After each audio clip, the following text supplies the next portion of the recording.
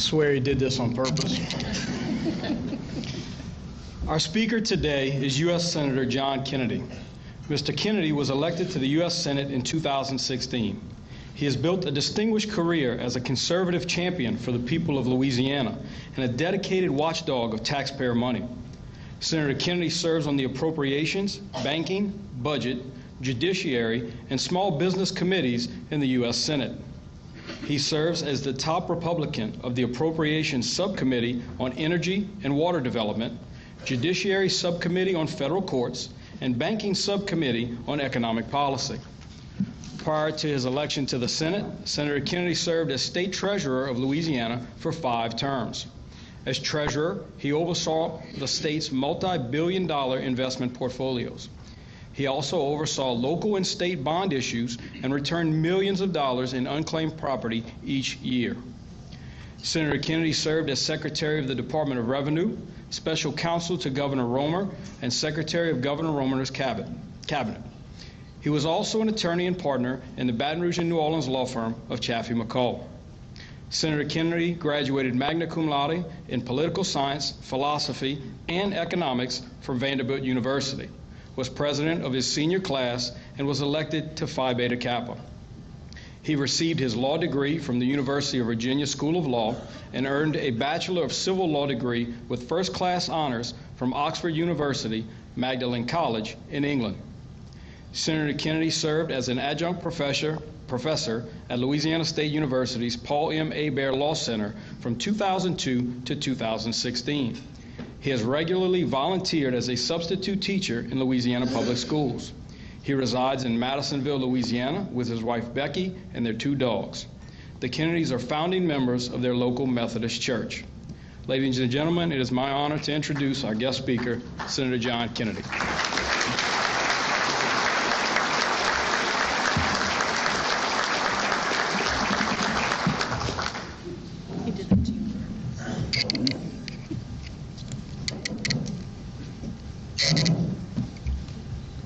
Sorry about that.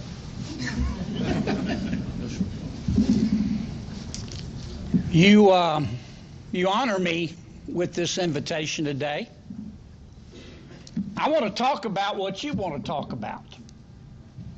So what I thought I would do is make a few general observations, and then, with permission, hear what's on your mind. I'd like to take questions, if that's okay. You know, we are blessed in America to have the freedom to believe what we want and to give voice to those beliefs. And I don't care what anybody tells you.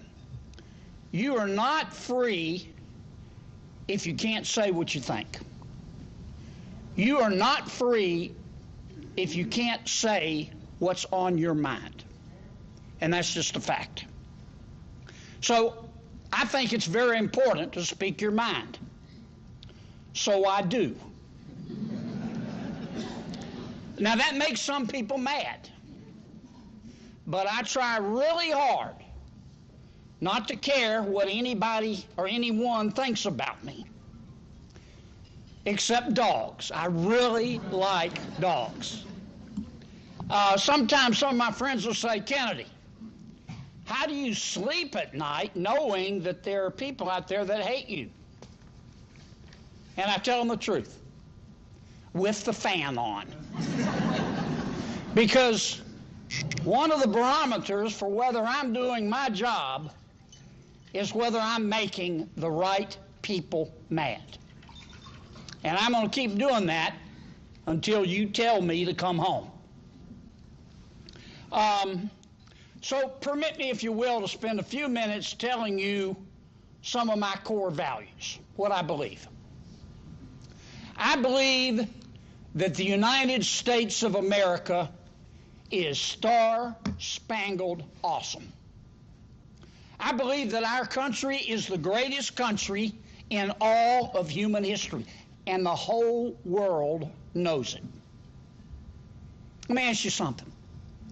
When was the last time you heard of someone trying to sneak into China?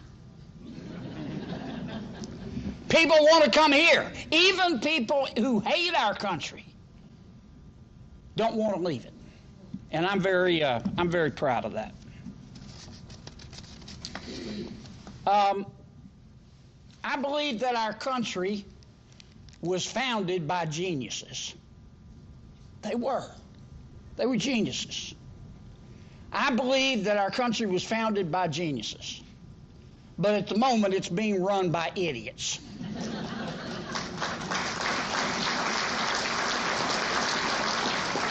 Now, common sense is illegal in Washington, D.C.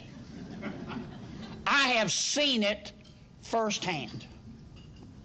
When I feel inadequate, which happens, I just look around. I mean, I wonder how some of these people making decisions on our behalf made it through the birth canal.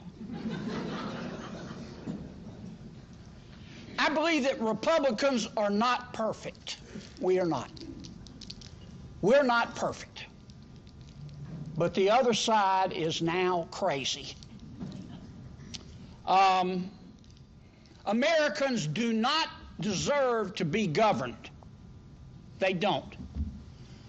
By nauseously woke, weird people who hate George Washington and Thomas Jefferson and Abraham Lincoln and Dr. Zeus and Mr. Potato Head, who hyperventilate on their yoga mats when you use the wrong pronoun, who think kids should be able to change their gender at recess, who carry around Ziploc bags of kale to give themselves energy,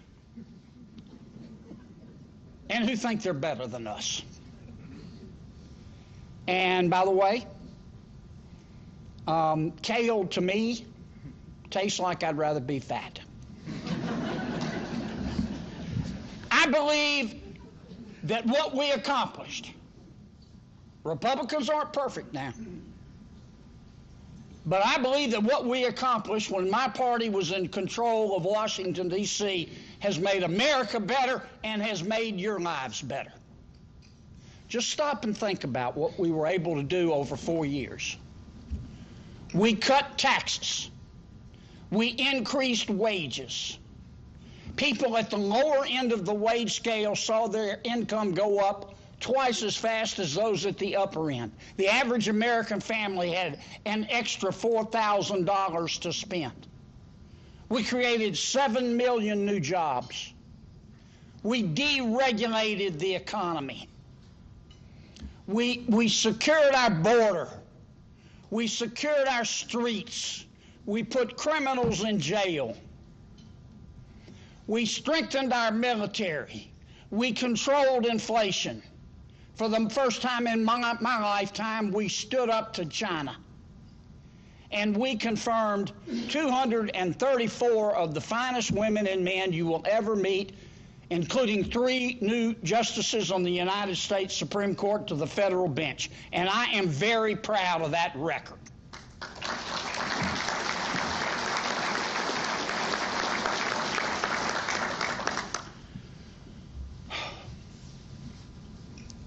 I don't hate anyone. I do not. I look for grace wherever I can find it. And when I say my prayers, one of the things I ask the good Lord for is, please don't let me hate. Because it's hard in Washington, D.C. The deck is pretty much stacked against us, given the political persuasion of most of the people in Washington and most members of our media. They have the right to believe what they want to, but there's no question that oftentimes I'm in a minority. And there are times I've left my little overpriced Capitol Hill apartment and walked over to the Capitol to work, and I give myself a little pep talk and say, now today, Kennedy, you're going to stay calm and you're going to follow Jesus. And by 10 o'clock, I want to follow Jesus and slap the hell out of somebody. So that's important to me you understand this. I don't hate anyone. But part of my job is to tell you the truth. And in my opinion, you're free to disagree. In my opinion, the Biden administration sucks.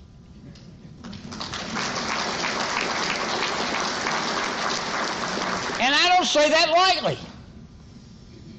I don't want our president, no matter who the president is, to fail.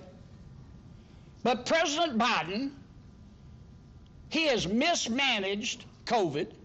He's mismanaged the Congress. He's mismanaged the economy. He's mismanaged inflation. He's mismanaged the border. He's mismanaged crime. His Justice Department treats parents as domestic terrorists. He has forfeited America's energy independence, and he embarrassed the greatest country in all of human history in Afghanistan. I wish that weren't the case, but it is. For 2 years, President Biden has been pushing on a door that is clearly marked pull. And I think most fair-minded Americans see that. What else do I believe? I believe that the best social program is a job. If you don't have a job, a person without a job is not healthy, not happy, and not free. And I believe that those who work should work. Now, the American people are the most compassionate and generous people in the world. In our country, if you're hungry, we feed you. If you're homeless, we'll house you. If you're too poor to be sick, we'll pay for your doctor. But those who can work should work.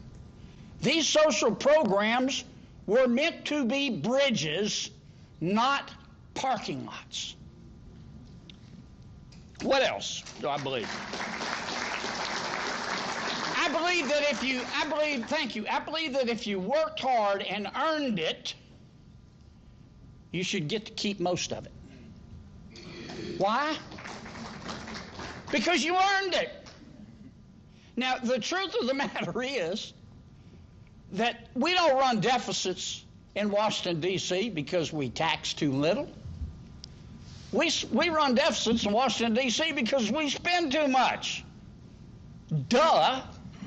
I mean, you see that in your own businesses and in your own family budgets. I believe that all life is precious. And I find it appalling, regardless of what you think about abortion. I find it appalling that some of my colleagues in Washington actually celebrate abortion. I believe that the Republican Party is the party of parents, and I am really proud of that. Because we understand, and you understand this too, that if a parent doesn't love a child, the child's not going to stop loving that parent. The child is going to stop loving himself or herself. And that's just a natural fact. What else do I believe? I believe that exercise makes you look better naked. So does alcohol, okay? I believe that no parent, not one, should be required to send their child to a failing school, a failure factory, where violence is common and learning is rare.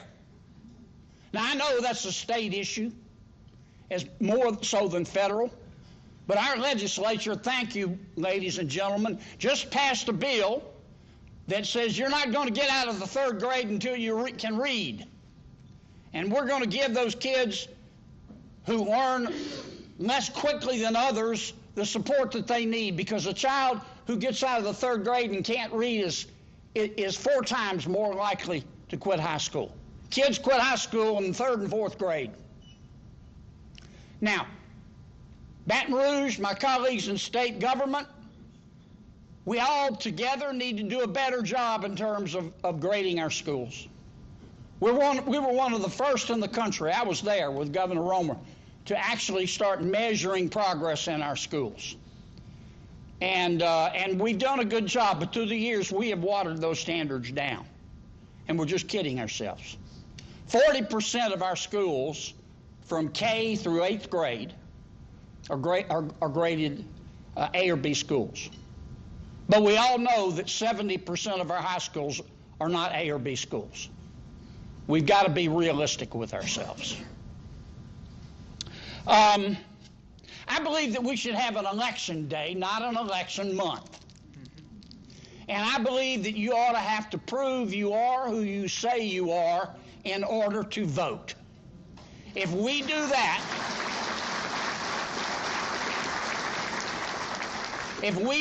the American people, all Americans, Republicans, my Democratic friends, and independents, will be able to believe in the integrity of their elections again. I believe that if gun control laws worked, Chicago would be Mayberry. Instead, Chicago is the world's largest outdoor shooting range. And New Orleans is rapidly becoming that way. I don't think we have a gun control problem, because I've reviewed all the laws that we have at the local level, at the state level, and the federal level. I don't believe we have a gun control problem. I believe we have an idiot control problem. And someday I'll come back and we can talk about how to solve that. As I alluded to earlier, I don't hate anybody. I believe that love is the answer, but we live in the real world, and I own a handgun just in case. And you have the right to do that too. And I'll protect it as long as I have a breath in my body. I believe that America was founded on a number of principles, but 2 of which are free will and responsibility. I don't care what's going on in your life. You are responsible for your own actions. Now, many of my colleagues in Washington don't believe that. They believe, for example, that criminals can't help it. They believe that cops are a bigger problem than criminals. These folks believe that if a cop has to shoot a criminal, it's always the cop's fault. But if a criminal shoots a cop, it's always the gun's fault. And that makes no sense to me. Look, we're told when a radical jihadist who happens to be Muslim blows up a school and kills school children, we're told, do not hate all Muslims and people of the Islamic belief because of the acts of a few. And I agree with that. So how come the same rule doesn't apply to cops? I mean, I said it in my campaign, and I meant it. I got in trouble for saying it. But if you hate cops just because they're cops, then the next time you get in trouble, call a crackhead.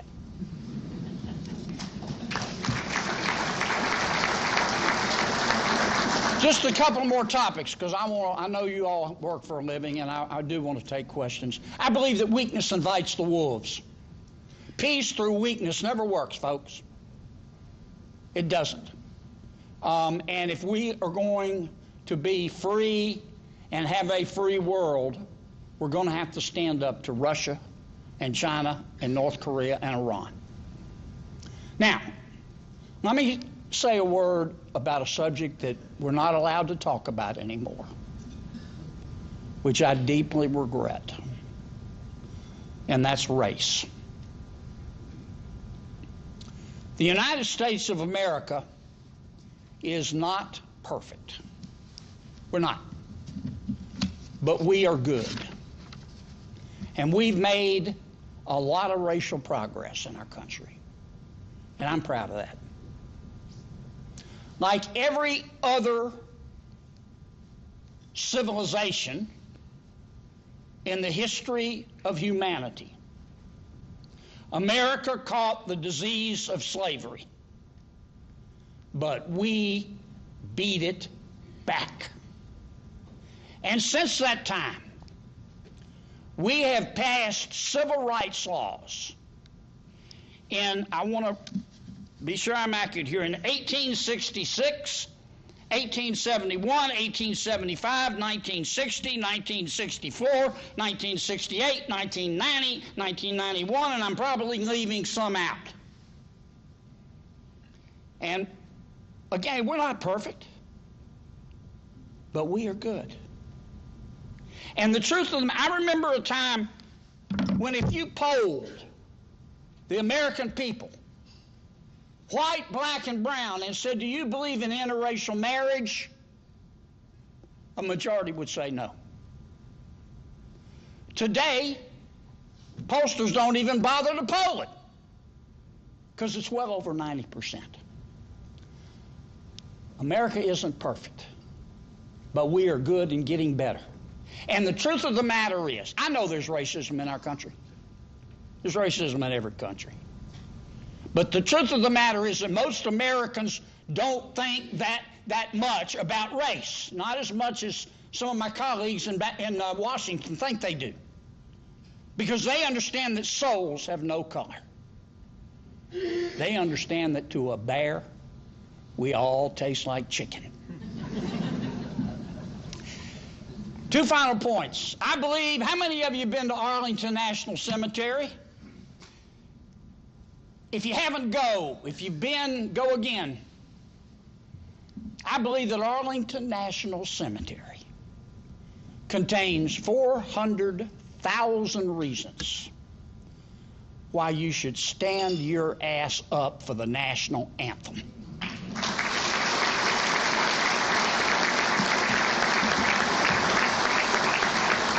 Look, I don't want to end on a negative note, because I believe that our future can be better than our present or our past.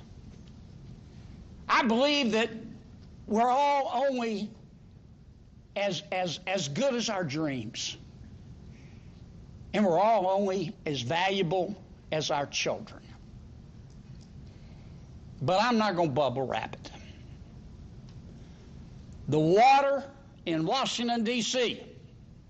is not going to clear up until you get the pigs out of the creek.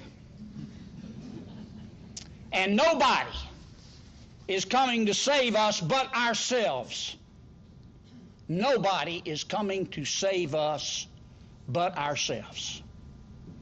If we want to keep our country, we're going to have to stand up and fight for it.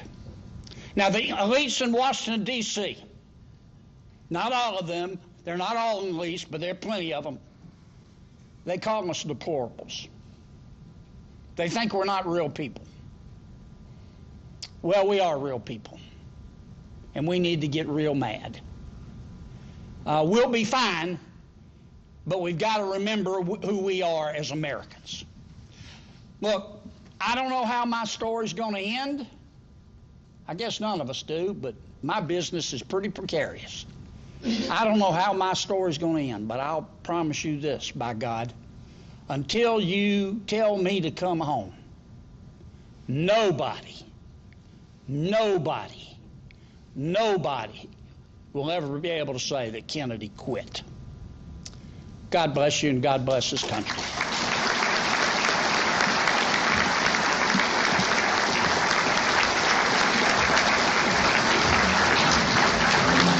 Oh, thank you. Thank you. That's kind of you. Thank you. Let me see what's on your mind. Questions? Anything? Oh, Gordy. Oh, my God. As you know, Gordy, how are you, man? I'm doing good, John. Good to see you. Good to see you when I go to Washington. Good to see you. As you know, we face the biggest crisis down here right now is flood insurance. And Yep. if you could give us some word, is there any flood insurance reform coming, or what is going to happen, and if anything, if you would please relate to that, please. Well, we're talking about risk rating 2.0. I'm sure you're familiar with it.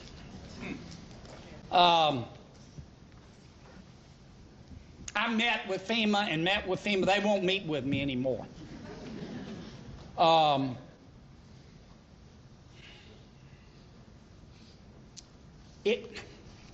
Where do I begin? FEMA hired, through the National Flood Insurance Program, some outside consultants. I know them. It's Millman. And they put together an algorithm.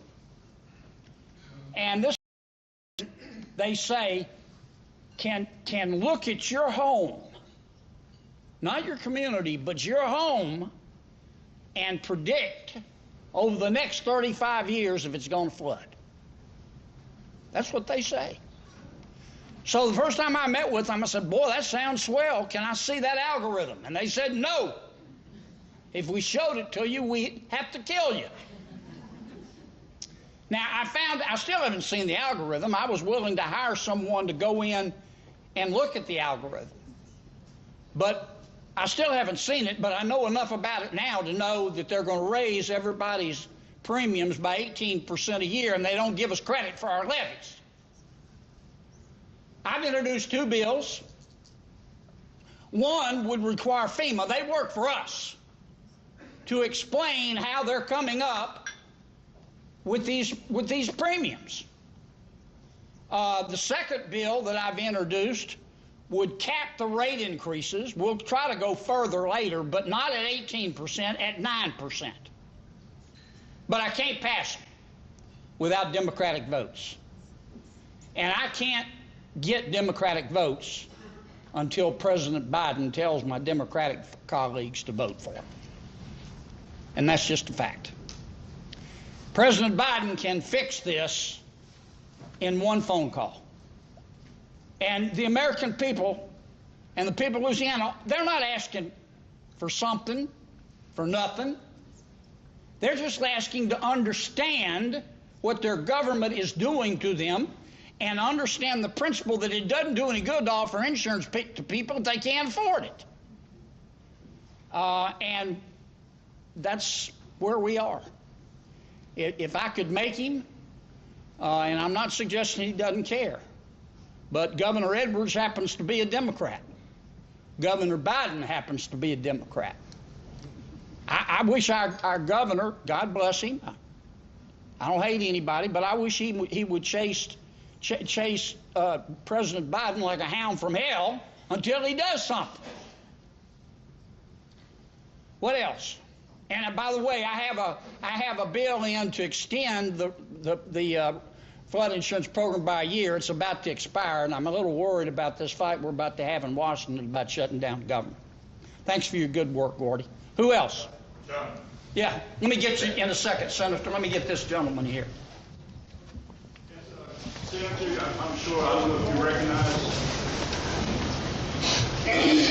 Good afternoon, Senator. Good afternoon. I'm sure you may recognize that I go to Washington every year. Yes. With the commercial shrimping industry. We talk to you about our industry. We've been going to Washington for years discussing that we are on the verge of losing our commercial shrimping industry. I know. That time is now. It's on the verge of collapse, not just for Louisiana, but for the whole Gulf Coast. There's a real easy solution. We've spoken about it. We have to put a cap on the imports coming in. There is absolutely no market for our product. We are importing more shrimp.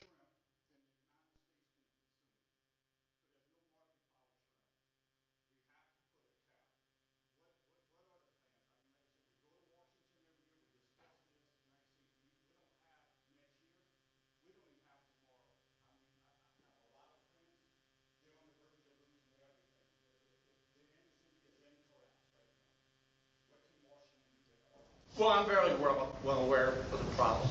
A lot of shrimp is coming in from the Asian Pacific, and a lot of the shrimp that comes in is not healthy, shot full of antibiotics.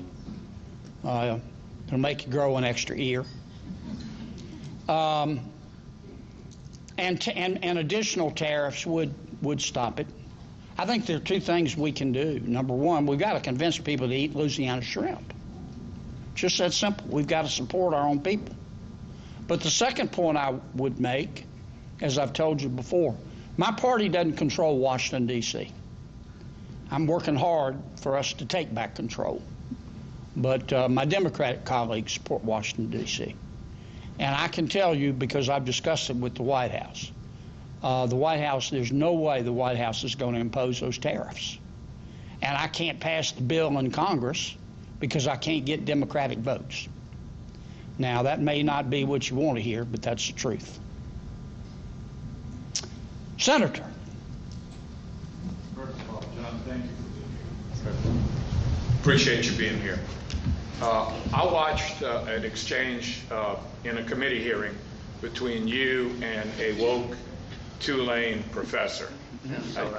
And it was shocking to me. So how do we combat that ideology? For the benefit of people here, maybe tell them a little bit about that exchange and your comments. But how do we combat that? It was obvious that professor wanted to shut down the oil and gas industry, and you called him on the carpet about not taking money for Tulane donations from the oil and gas industry. How do we combat that? Well, great question, as usual, Senator, and thank you for your work in the legislature, especially on the tax code.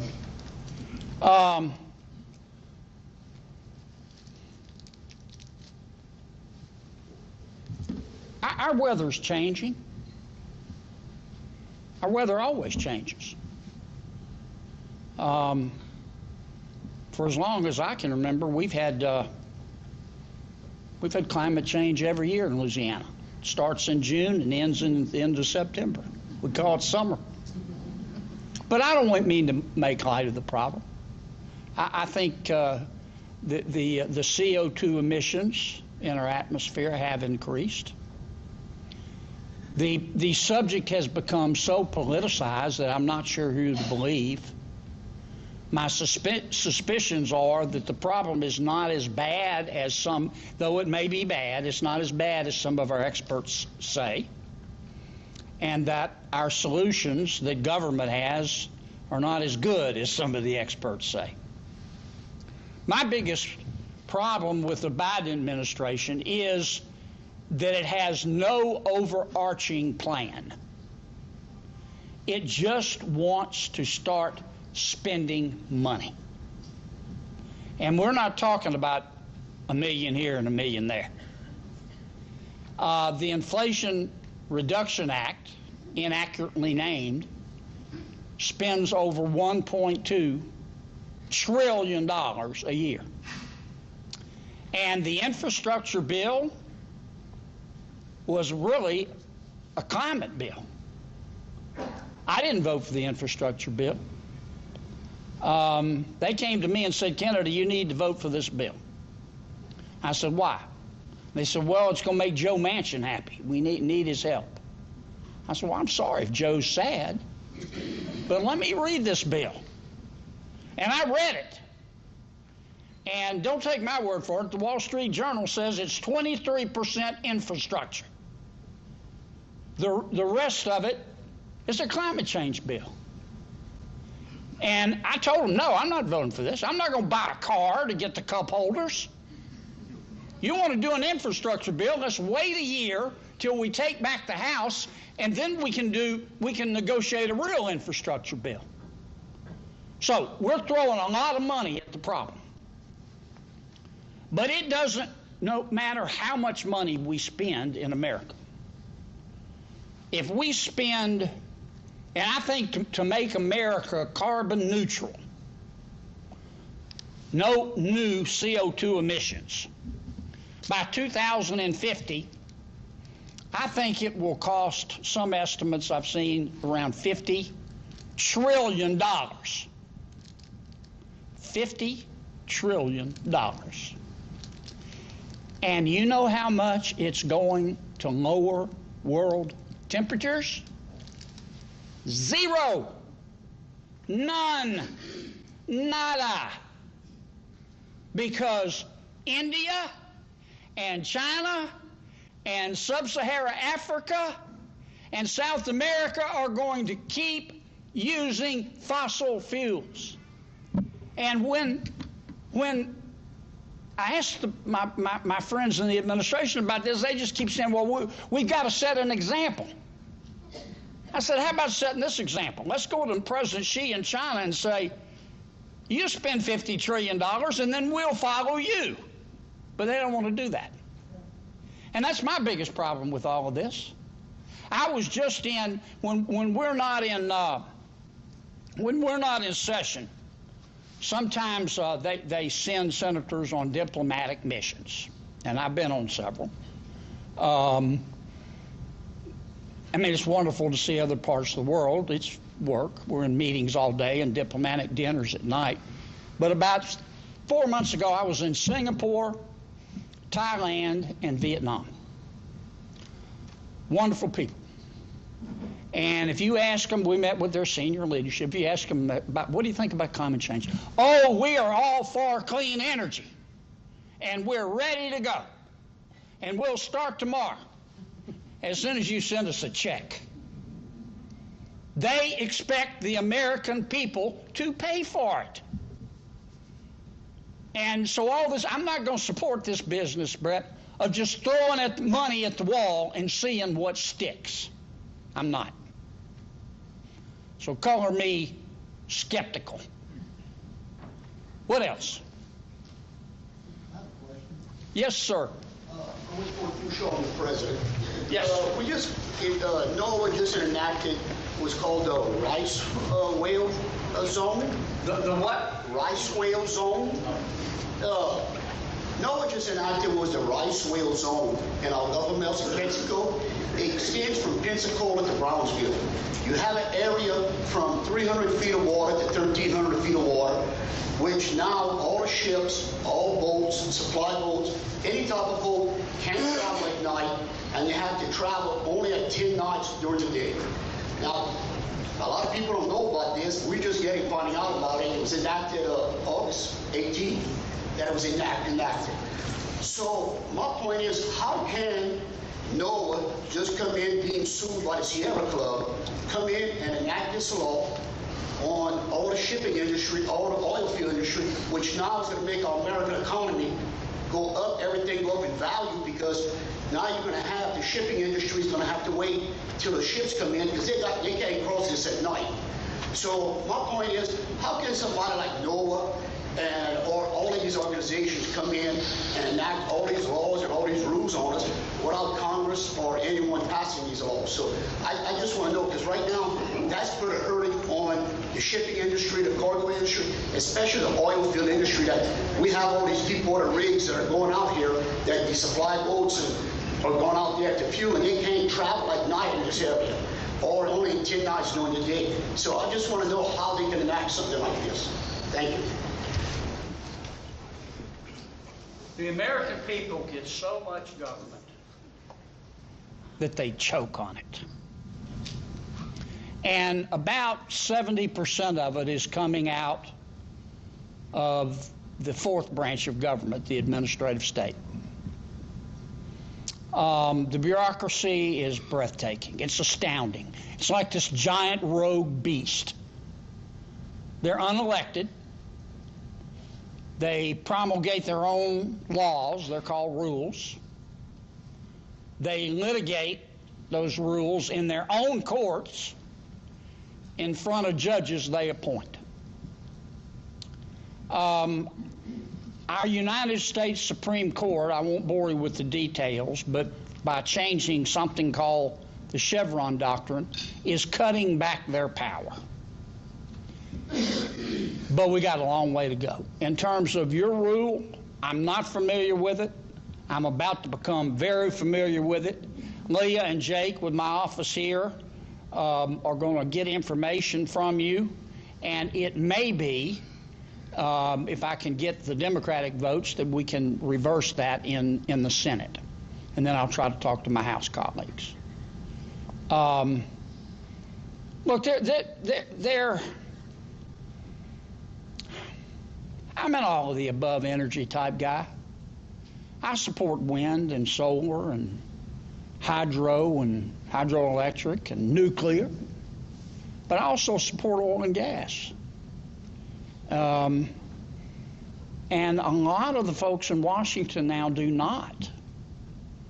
And if they bust a shoelace, they blame it on climate change and say it's oil and gas's fault too. And the truth of the matter, we cannot run this world without fossil fuels, and probably never will be able to. Now, our private sector ingenuity and innovation is working every day to reduce the CO2 emissions. And we will ultimately solve the problem, not because of anything the government does, but because of the innovation in the private sector. It has always been that way. But in the meantime, President Biden, and I'm always asked, I don't mean any disrespect, but I got to tell you how it is. I'm always asked, is President Biden really the president? Who's the real president? And I tell them, the real president is whoever has control of that damn teleprompter. And I'm not sure who that is, but whoever it is hates oil and gas. They sacrificed America's energy independence. They did. And President Biden's, we can't get a 5-year plan to lease in the Gulf out of him. I've got legislation in to require 2 lease sales a year, but they're blocking it. And their new policy is, in terms of fossil fuels, is they say, okay, here's the new deal. We're going to no longer produce our own oil and gas, especially oil. We're going to buy oil from countries that hate us, so those countries that hate us will have enough money to buy weapons to try to kill us. That's our policy. And they ratchet it down every day. I'm fighting them on natural gas, LNG permits. But anyway, we do have a chance in the Gulf. We're trying to pass the WISE Act, which will help us a lot in terms not only of oil and gas drilling in the Gulf, but also in terms of wind power. And I think it can help Louisiana. But we still can't do it without oil and gas. My car doesn't run on, I've said this before, I got in trouble, but I'm going to say it again. My car doesn't run on fairy dust and unicorn urine, okay? It takes gasoline. And if you want to buy an electric vehicle, God bless you. I mean it. I'm not against electric vehicles. I just ask a simple question in committee. If electric vehicles are so swell, how come the federal government has to pay people to drive them? And I still haven't gotten a straight answer on that. What else? Somebody from over here. Yes, sir.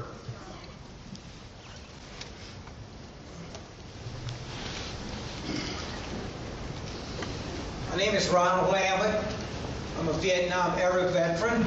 God bless you, Mr. Lambert.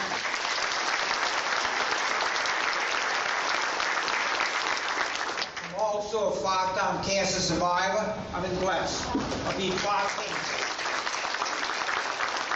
The question is, what is Congress doing about Fort Ord, California? As you know, in 1990, it was put into Superfund. Do you know anything about Fort Ord or what Congress is doing? We appropriate money every year to try to clean up not just that particular site, but sites all across America. And we haven't cleaned them up, but we're working on it. Because I was there for 20 months. Yes, sir. As you know, There's a lot of veterans that came down with cancer. I know. And I think Leon Panetta said that in the article, which was by Associated Press, which I was instrumental in getting that article written in 2022, because I have had a lot of information about Fort Ord, because I have a couple of doctors, these 3 doctors said that my cancer could have came from Fort Ord because of being a contamination. But nothing is done. And it's not just for me, it's all the soldiers that have been done. There's a list of unbelievable veterans that just passed away with cancer. Well, my office will be in touch with you, and we'll get you up to speed in terms of. Can I have a private meeting with you? Sure. I can't promise you we'll do it today. I'm on kind of a tight schedule, but we will be in touch with you. I promise. Thank you for your service. Let me take one more. I don't want to make. What time is it? 5 till 1, 2, whatever. Yes, ma'am. There's a mic over here. You can just yell at me. If I may. Wait, I think I caught. I'll get you. Let me do this lady, and then I'll do you. I promise. Yes, ma'am. My question is about health freedom.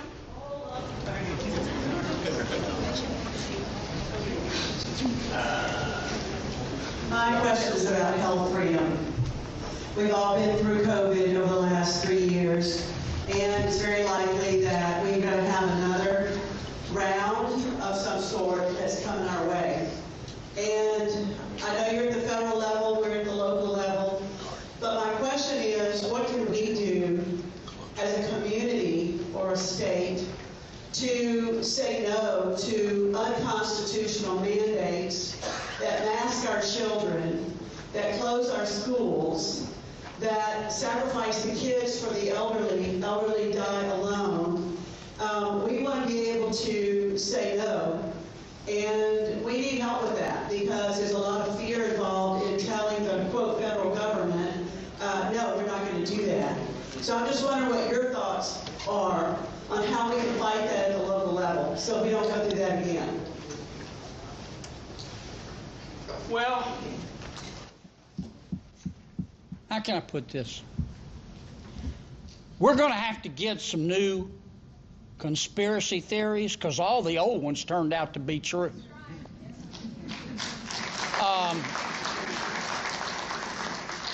I remember when Mr. Hunter Biden's laptop came out.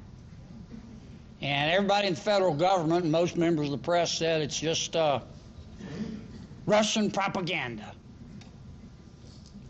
I remember when COVID first started, anybody who questioned or suggested the lab leak theory was called a racist.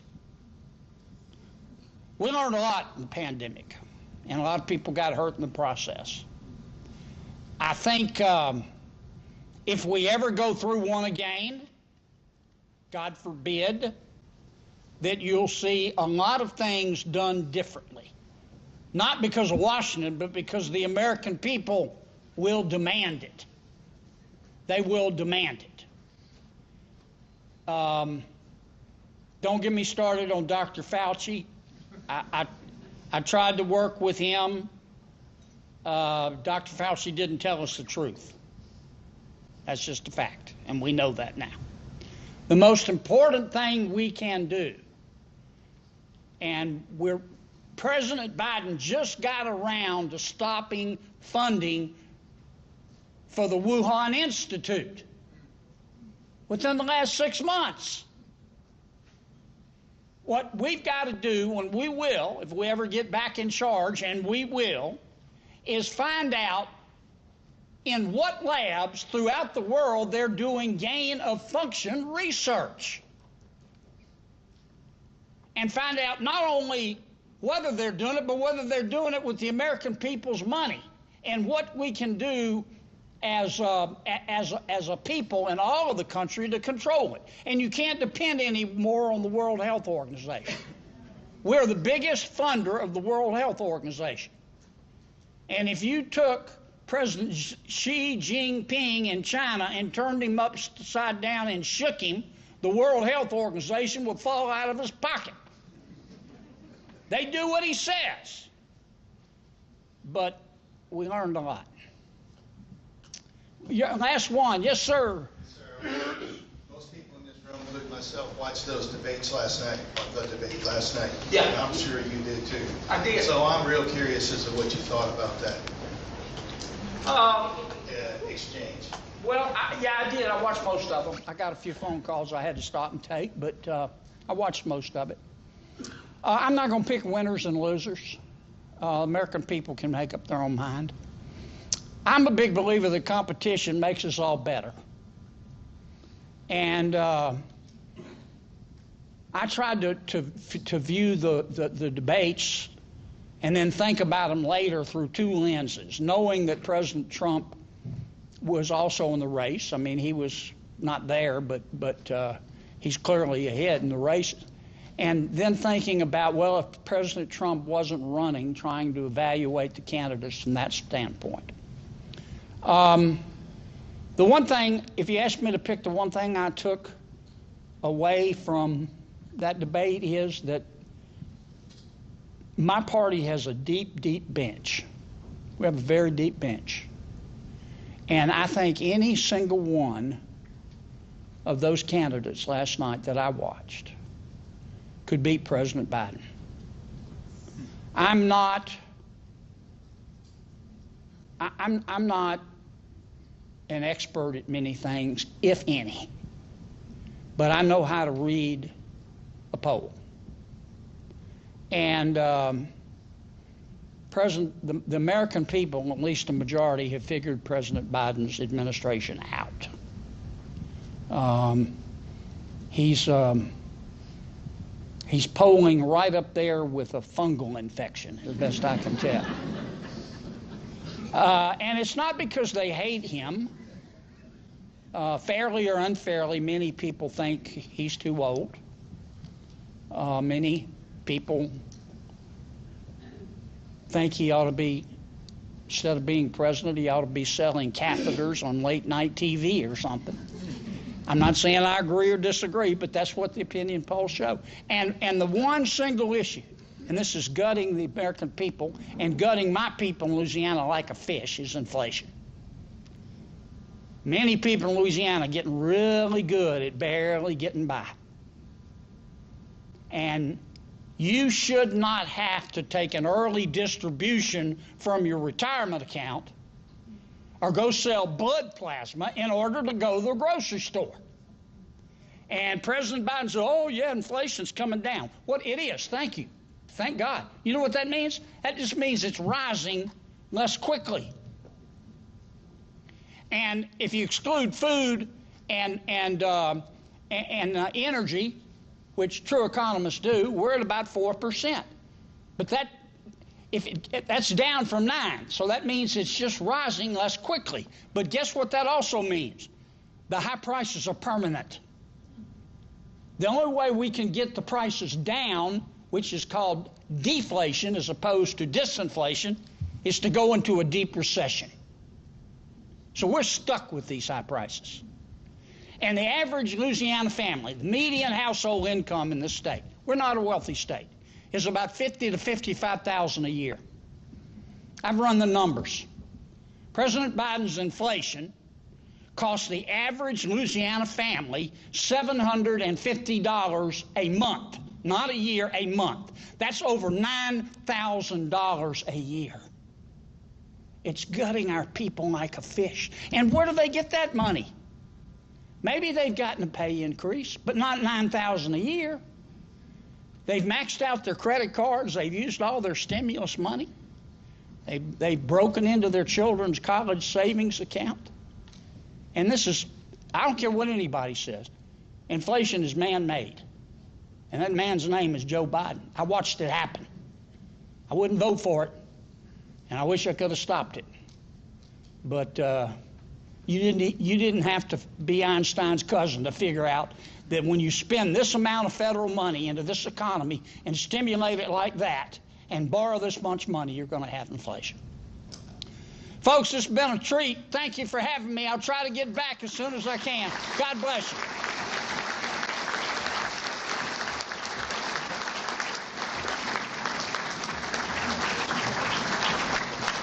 Thank you. Thank you. Thank you. On behalf of the Houma, Terrebonne, Lafourche, St. Mary, and Thibodaux chambers, I would like to thank Senator Kennedy for the work he's doing on our behalf in D.C. And a special thanks to our sponsors today: Ben Mayer Foundation, Acadia Music Fest, Morganza Action Coalition, Inamore Incorporated, and Stratify MSP.